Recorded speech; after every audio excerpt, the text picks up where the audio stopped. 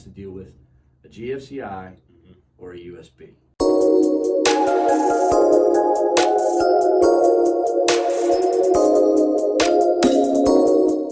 Hi everybody, my name is Michael Smith, Phoenix Sales, and welcome to our new episode, Rise Up with Phoenix, the podcast. Today we have a very special guest. The guy, he's a myth, he's the man, he's the legend. It's Dave Schick, the end user specialist with Eaton Wiring Devices.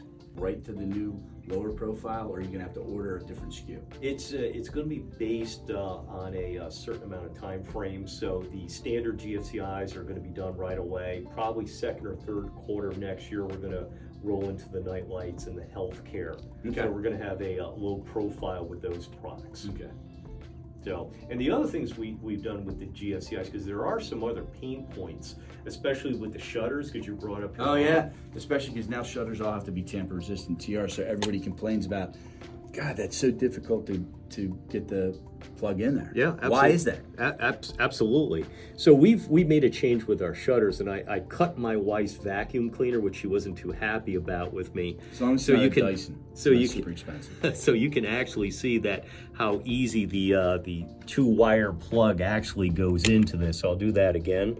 So you can see how smooth the transition is, because what we did over the pandemic is we did a project with our shutters. Right. And my mother-in-law was involved with this. She was 93 years old, and she's got a little bit of the Alzheimer's. Yeah. And what was interesting is I used to go over during the pandemic, and I basically had about 20 plugs, and I would say, okay, Clara, we're going to play a game. Let's stick the plug in. You tell me which one is the easiest to put in. So she actually gave us a lot of feedback on this, because you figure if a 93-year-old woman with Alzheimer's can plug in a 2-wire plug into a GFCI, it's a winner. We don't want to hear from the standard happy Mr. Harry homeowner or whatnot.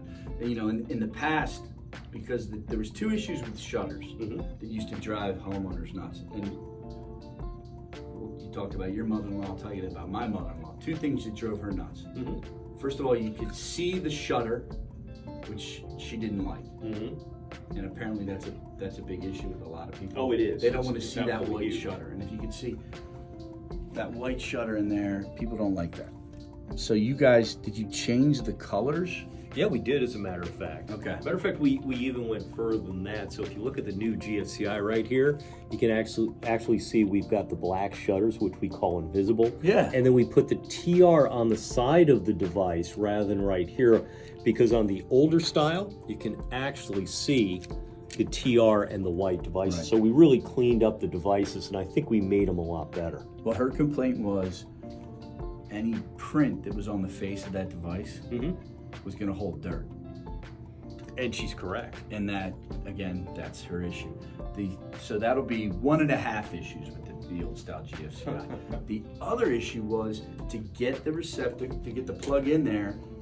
I had to show her when she moved into her new house, their new place.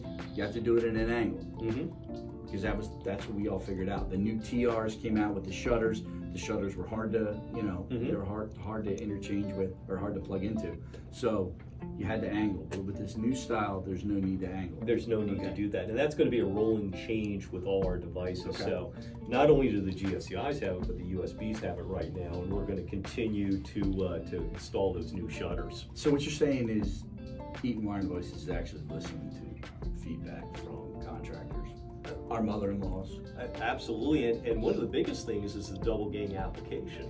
Because a lot of times what typically happens is that you go to wire up maybe 2 GFCIs in a box. You can't do it. And we've got recessed termination screws now, because the contractor's supposed to use that Super 33 tape up your termination, so when you go to pull it out of a commercial application, it's not going to touch, it's not going to hit that steel box. Okay. So that's what's really important about those inverted termination screws, as I like to call them. All right, so that gives you the ability to stack multiple in a row. Absolutely. Okay. Versus in you'd always see, like, especially like I can think of like a lunchroom or like a lab or something like that, where you'd have multiple GFCIs on a wall. Yep.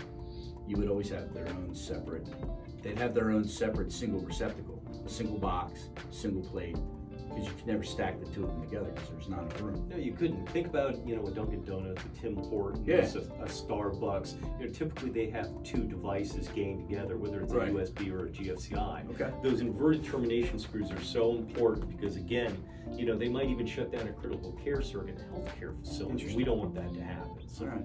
So I think they got the GFCI covered. Now, let's talk about something that could very possibly end up being another video for us where we bring the Smith girls in. Okay. Who has my iPhone charger? They're like gold. They're like gold in my house. The cords and the actual charging block, they're like gold. So what we have in our kitchen is we have a big kitchen because, again, we spend a lot of time in the kitchen. I have the USBs in there, so they can just go right up. Now it's the old style USB, so they just go and plug it in. They don't have to worry about the big charging cube, either the on brand, the iPhone brand, or the Apple brand, and the off brand. I think we will come to a day to avoid massive amounts of sisters beating each other, fathers screaming, where every receptacle will be a USB. I'm glad my kids have moved out of the house. Yeah, well, that's what happens when you have kids earlier than me. I think we're gonna have USB chargers everywhere. Talk to me about what's going on with Eaton Wiring Devices' new USB chargers.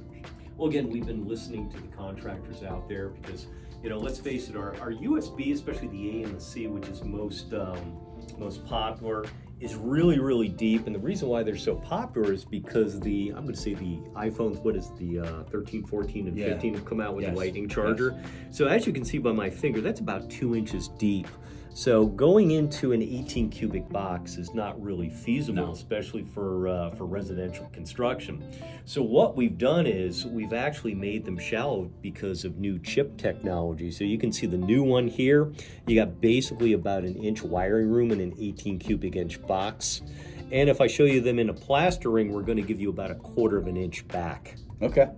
So that's I think that's a real advantage. And again, we've been able to do this because of the new chip technology that's come out. Is there ever any concern, and I've had people ask me about this, heat? Do these devices are well ventilated, but do they ever give off too much heat? What's interesting is that when you look at our cutaway, we have a 3-leaf contact system on the inside. Okay. And it's really important for plug retention, but it's also heat dissipation. Because a lot of times I've cut open my competitors, they have an A-frame contact in there, and that creates a ton of heat in the device. And that could cause premature failure. Right. And that is one of my issues that I've always been like, well, you're gonna put all this electronic in there, especially charging phones. And everyone's grabbed the brick